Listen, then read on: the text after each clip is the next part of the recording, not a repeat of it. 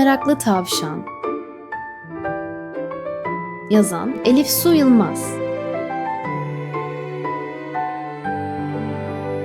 Bir zamanlar rengarenk çiçeklerle ve yemyeşil ağaçlarla dolu bir ormanın derinliklerinde yaşayan meraklı bir tavşan varmış. Bu tatlı tavşanın her günü çeşitli sorular sormakla ve ormanın her köşesini araştırmakla geçermiş. Böylelikle ormanla ilgili neredeyse her şey hakkında bilgi sahibi olmuş. Dünyada öğrenebileceği ne kadar çok şey varsa hepsini öğrenmek istiyormuş. Doğada karşısına çıkan bir mantarın zehirli olup olmadığını anlayabiliyormuş. Hangi bitkinin neye iyi geldiğini de biliyormuş.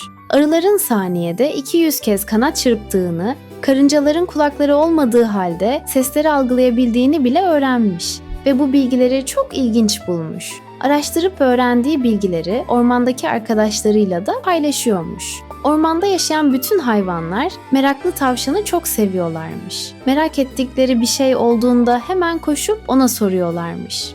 Ormanla ilgili neredeyse her şeyi öğrenen meraklı tavşan artık yeni bir şeyler öğrenmeliymiş. Ama ne? Neyi bilmediğimi nasıl bilebilirim ki gidip öğreneyim diye düşünmüş. Kendi kendine sorduğu bu soruyu çok ilginç bulmuş. Yapacak bir şey bulamayınca bir ağacın altına uzanmış ve gökyüzünü izlemeye başlamış. Rüzgarla ilerleyen bulutlardan birini uçan bir koyuna benzetmiş ve kendi kendine gülmüş. O sırada bir çıtırtı duymuş. Kafasını çevirip baktığında sincapı görmüş. Sincap elindeki kutudan bir şey yiyerek ona doğru geliyormuş. Meraklı tavşan hemen yerinden fırlayıp sincapı selamlamış. "Hey sincap, merhaba. Ne yiyorsun sen öyle?"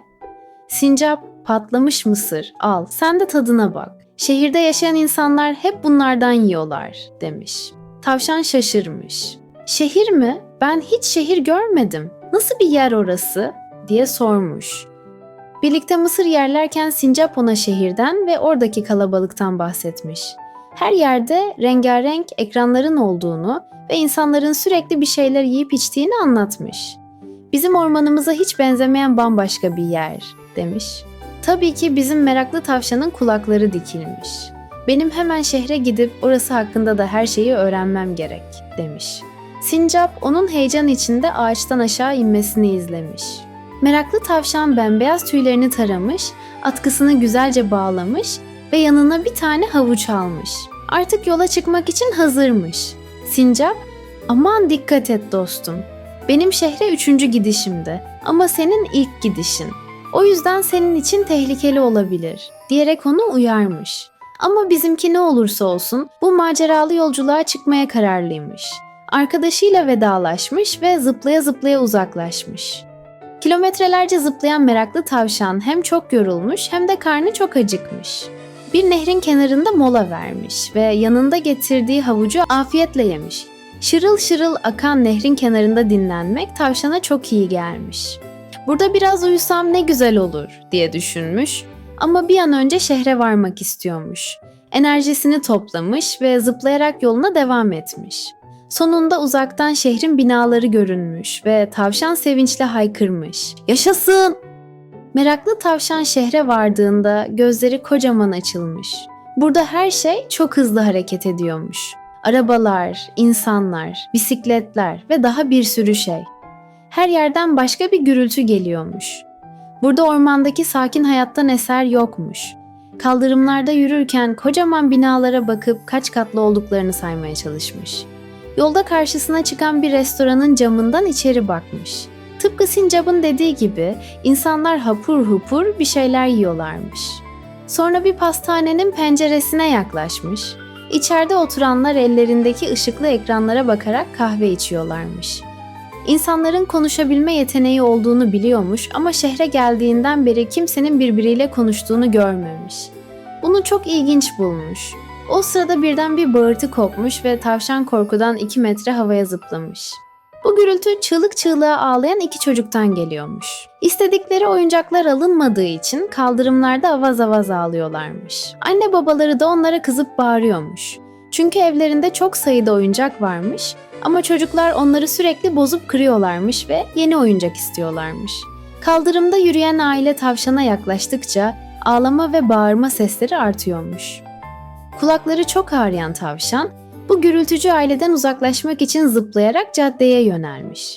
Caddeye adım atar atmaz kulaklarında bu kez korna sesleri yankılanmış ve tavşancık korkudan 3 metre havaya zıplamış.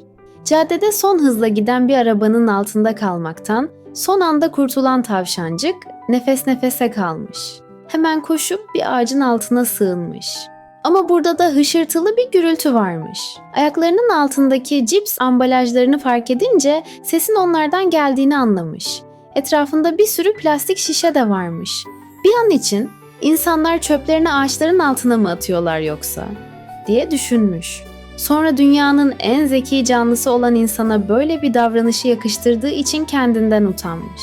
Bu çöpler mutlaka bir rüzgarla yanlışlıkla gelmiştir buraya diye düşünmüş. Caddede kırmızı, sarı ve yeşil ışıklar yandığını görmüş.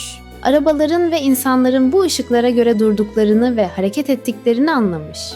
Bu arada aceleden ağaç sandığı şeyin aslında yeşil bir sokak lambası olduğunu fark etmiş. Etrafta hiç ağaç yokmuş. Bunu çok ilginç bulmuş. Ağaçların gündüzleri oksijen verdiğini ve havayı temizlediğini biliyormuş. İnsanların şehrin havasını neden temizlemek istemediklerini merak etmiş. Arabalardan çıkan egzoz dumanından dolayı zor nefes alan tavşancık öksürmeye başlamış. Bu da yetmezmiş gibi yanından geçen bir araba yerdeki çamur birikintisini üstüne sıçratmış. Tavşancığın bembeyaz tüyleri çamur içinde kalmış. Ne yapacağını şaşıran tavşancık şehrin ortasında yapayalnız kala kalmış. Heyecanla çıktığı bu yolculuk hiç de beklediği gibi geçmemiş. Bir an önce ormanına dönmek istiyormuş. Meraklı tavşan büyük bir hayal kırıklığıyla ve çamur içinde ormana dönmüş. Onu gören sincap şaşırmış. "Arkadaşım, ne oldu sana, iyi misin?" diye sormuş. Tavşan ona şehirde başından geçenleri anlatmış. "Senin uyarılarını dinlemem gerekirdi, sincap arkadaş. Ama ben yeni bilgiler öğreneceğim diye çok heyecanlıydım ve hemen yola zıpladım. Üstelik pek de bir şey öğrenemedim," demiş. Sincap gülmüş ve "Bence sen bir şeyi çok iyi öğrendin bugün," demiş. Tavşan şaşırmış ve "Neyi?" diye sormuş. "Bir maceraya atılmadan önce hazırlık ve araştırma yapmak gerektiğini çok iyi öğrendin," demiş sincap. "Haklısın, bu harika bir bilgi," diye haykırmış tavşan. İkisi de gülmüşler. Meraklı tavşan sincaba sarılıp dostluğu için teşekkür ettikten sonra göle inmiş. Güzelce yıkanmış, paklanmış. Mis gibi havayı içine çekmiş. Karnı zil çalıyormuş. Kendine ziyafet çekmek için tüm havuçlarını bir araya toplamış ama yemyeşil ağacın altında kendini o kadar huzurlu hissediyormuş ki elindeki havucun yarısını bile yemeden uykuya dalmış.